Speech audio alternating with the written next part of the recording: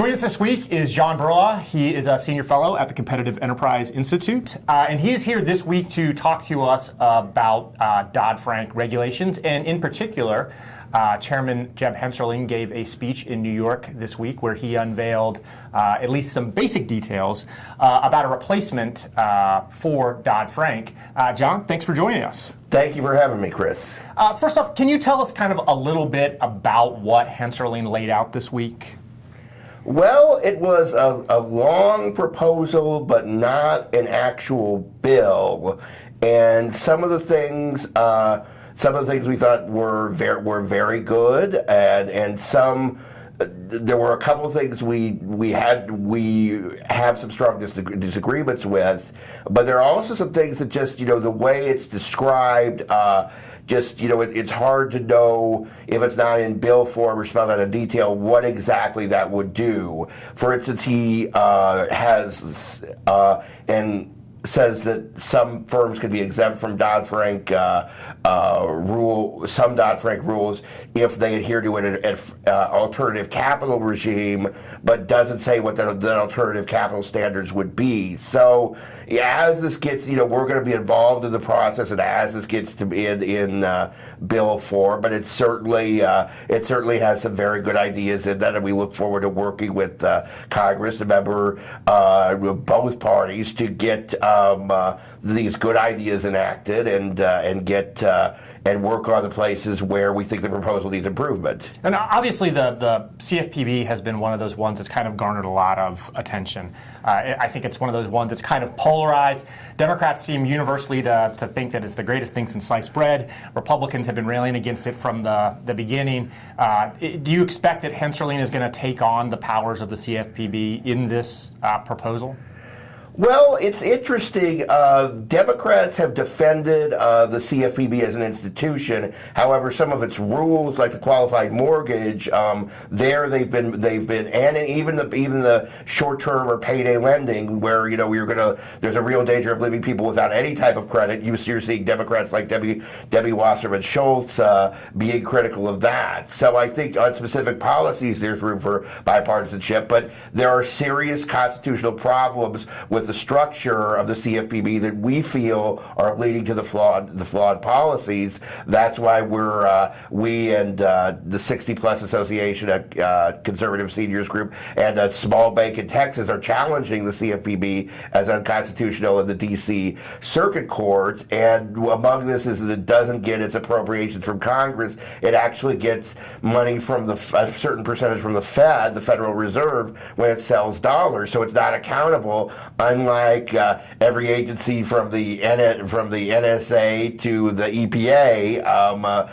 to Congress, because it doesn't get its funding there. Also, the director is not removable by the next president, yet at the same time. So they claim it's an independent agency, yet there's no by definition, an independent agency has to be with a bipartisan board, and that's one of the things that the Hensarling proposal tries to fix, because there's really no one checking Director Cordray, not other commissioners, like if this were like the Federal Trade Commission or independent agencies like that, and not the presidential elections, because he can't be removed except for, I think, willful malfeasance until 2018.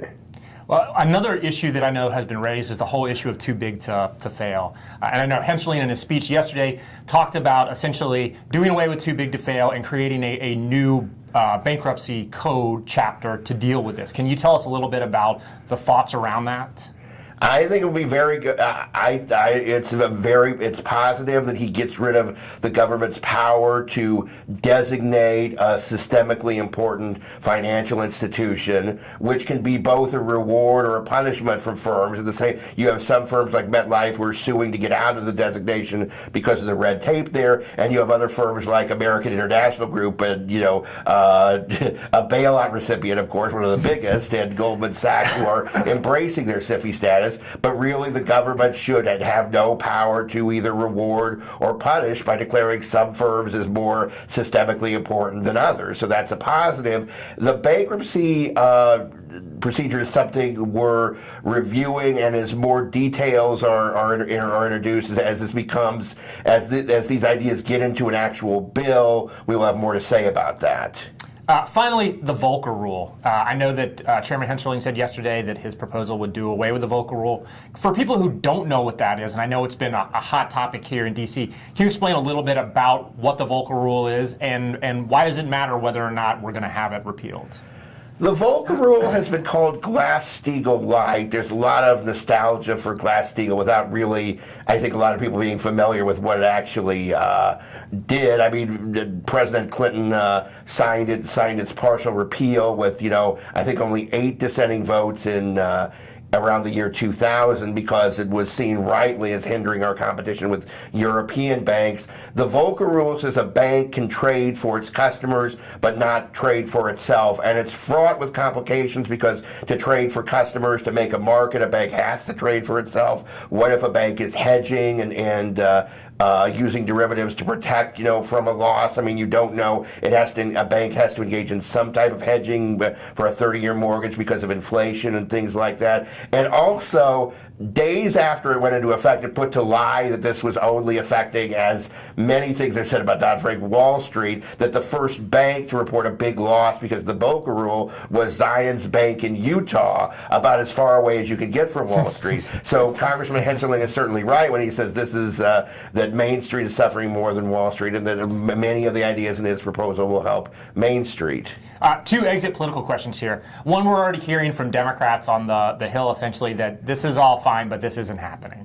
That even if this passes the House and the Senate, President Obama will veto this. This does not, this realistically is not going to become law. What do you think the prospects are for some or all of this actually becoming law? I think you might very well see some of it become law. I mean, the president agreed in 2012 to the Jumpstart Our Business Startups Act, signed that into law, where small and emerging growth firms don't have to comply with a lot of the rules from the Sarbanes-Oxley accounting mandate or Dodd-Frank. Some of the provisions of Hensarling's proposal expands upon that. There's also relatedly the House Financial Services Committee is voting on expanding equity crowdfunding, where you could actually have crowdfunding like Kickstarter be for investors and give small businesses a tool to raise money like that, and that has had some bipartisan support. I believe still has some. So you might very well see some things that might seem technical but could make a big difference to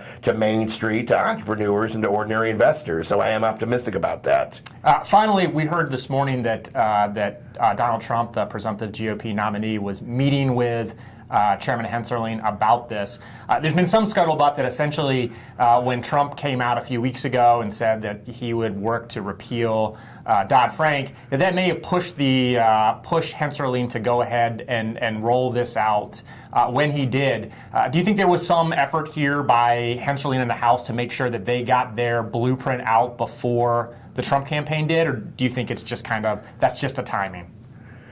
I can't speculate on political matters. Our job is to make good policy, good politics, without endorsing, and as a nonprofit, we can't endorse any political candidate. So I'll leave that up to the pundits who have been wrong about everything to engage in that kind of speculation.